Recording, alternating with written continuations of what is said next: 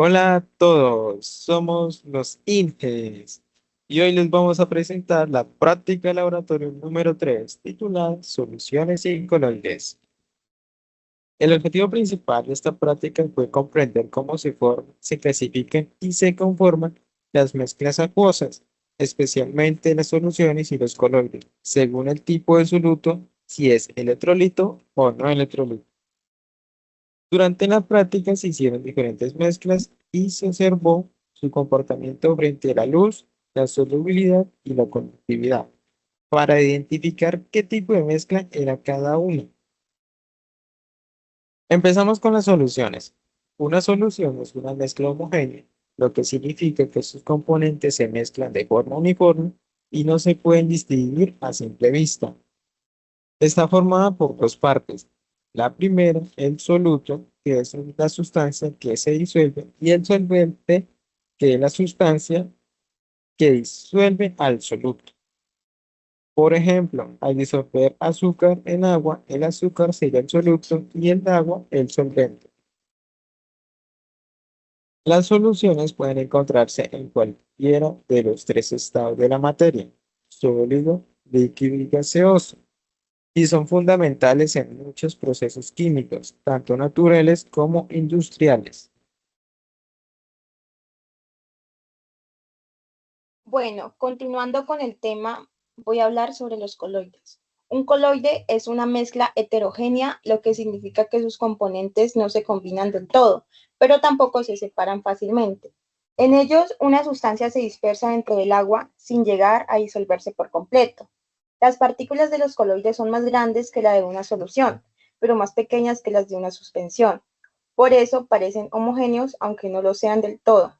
Por ejemplo, el almidón en agua forma un sol coloidal y el agua con aceite forma una emulsión donde los líquidos no se mezclan completamente. En cambio, las suspensiones tienen partículas más grandes que con el tiempo se sedimentan, como cuando la arena se va al fondo del agua. En resumen, en una solución las partículas se disuelven totalmente, en un coloide quedan dispersas y en una suspensión se separan con el tiempo. Ahora hablemos del efecto Tyndall, que ocurre cuando un rayo de luz se hace visible al pasar por un coloide. Esto pasa porque las partículas son lo bastante grandes como para dispersar la luz. Por ejemplo, si pasamos un láser por agua con sal, no se ve el rayo, pero si lo hacemos con agua con almidón, sí se nota dentro del líquido. Así podemos diferenciar una solución donde no se ve la luz de un coloide donde el rayo sí se ve.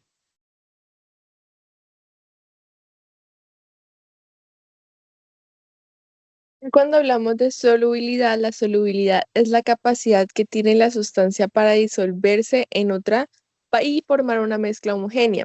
Es decir, que es la capacidad del soluto que tiene para disolverse en el solvente para tener una mezcla o una solución uniforme.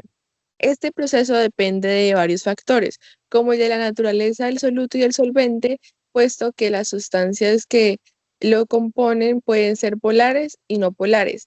Las polares son las que se pueden disolver en el agua y las no polares son las hidrofóbicas, que son las que repelen el agua y por ende no se puedan disolver. Otro factor es la temperatura. En los sólidos y líquidos, cuando aumenta la temperatura, se aumenta la solubilidad. Pero en los gases ocurre lo contrario. Cuando aumenta la temperatura, disminuye la solubilidad.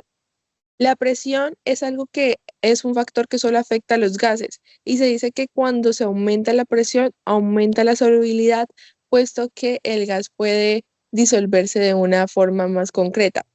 Además de las soluciones, se clasifican en tres: insaturadas, saturadas y sobresaturadas.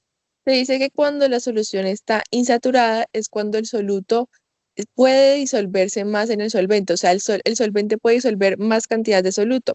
Las saturadas es cuando tienen un equilibrio y un límite en la disolución del soluto, y las sobresaturadas es cuando el solvente ya no puede disolver al soluto y se presenta una precipitación o una sedimentación. Ahora vamos a hablar de los electrolitos. Los electrolitos son sustancias que al disolverse en el agua se pueden separar en iones positivos y negativos, lo que puede conducir o no conducir corriente eléctrica. Es por eso que cuando hablamos de una solución electrolita, es cuando los iones sí se separan en positivos y negativos y puede conducir corriente eléctrica. Y cuando la solución no es electrolita, pues no puede conducir esta corriente. Es por eso que, por ejemplo, si tenemos dos soluciones, una que es sal con agua y otra con sal y azúcar, el sal con agua sí los iones de los electrolitos se separan y puede conducir electricidad, y al contrario de la solución del azúcar, que no conduce electricidad. Y esto demuestra que la capacidad de conducir electricidad depende de la determinada de la sustancia y el cómo se disuelve esa sustancia en el solvente.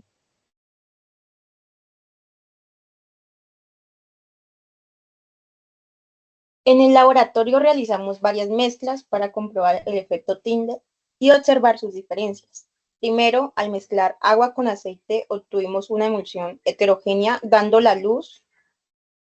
No atravesó la mezcla y se notaba claramente las dos fases separadas. Después, con agua y almidón, formamos un coloide estable. En este caso, el rayo láser sí fue visible dentro del tubo, mostrando el efecto Tyndall.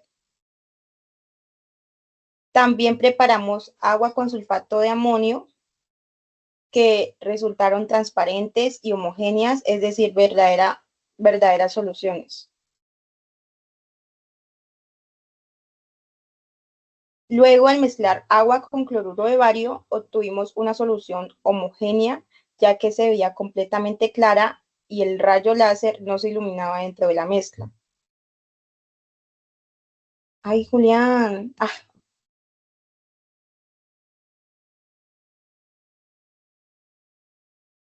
Por último, al combinar dimocrato de potasio con cloruro de bario, se formó un coloide con un precipitado fino, donde la luz se dispersó con bastante intensidad, confirmando su comportamiento coloidal.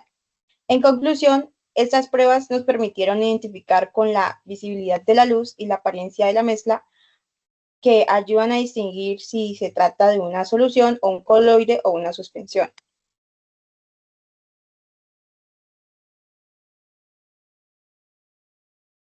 Ahora, en las diferencias entre coloides, al comparar los resultados se notó que los coloides tienen comportamientos distintos. Por ejemplo, el de agua con almidón fue un coloide hidrofílico, es decir, tenía buena afinidad con el agua, era muy estable y no presentó sedimentación. En cambio, el de dicromato de potasio con cloruro de bario fue un coloide hidrofóbico con baja estabilidad y formación de sedimentos después de un tiempo. Esto muestra que la estabilidad de un coloide depende del tipo de partículas que lo conforman y de la interacción entre ellas.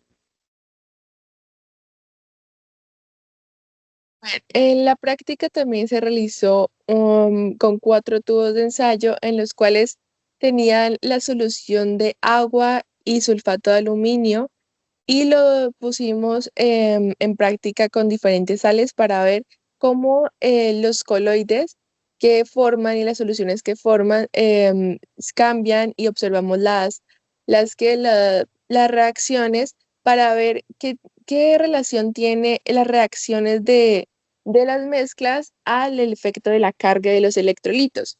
Entonces empezamos con la sal normal, el cual la mezcla se mantuvo transparente, no hubo ningún tipo de observación ni precipitación.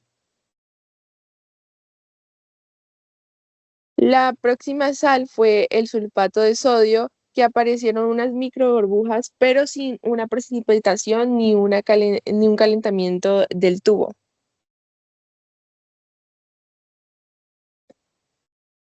Seguimos con el oxalato de sodio, la cual la mezcla se volvió un poco blanca, lechosa y un poco turbia con el tiempo, pero no hubo ningún otro tipo de precipitación ni otra observación.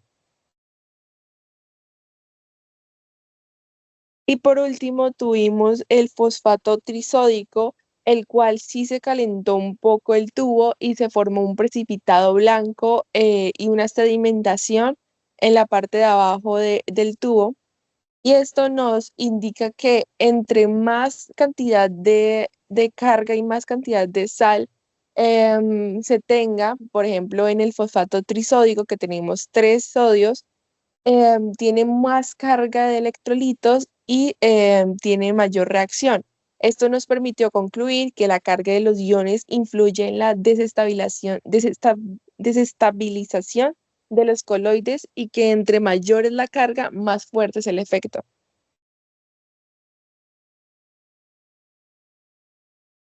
Finalmente, preparamos soluciones con sulfato de cobre y dimocrato de potasio.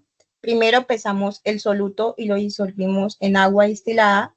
Luego medimos su concentración con un pignómetro e hicimos una dilución.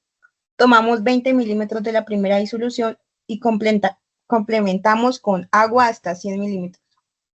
Así obtuvimos una concentración final de 0,017 m y 0,50% masa sobre masa. Esto nos mostró que al diluir una solución, su concentración baja, pero la cantidad total del soluto sigue siendo la misma.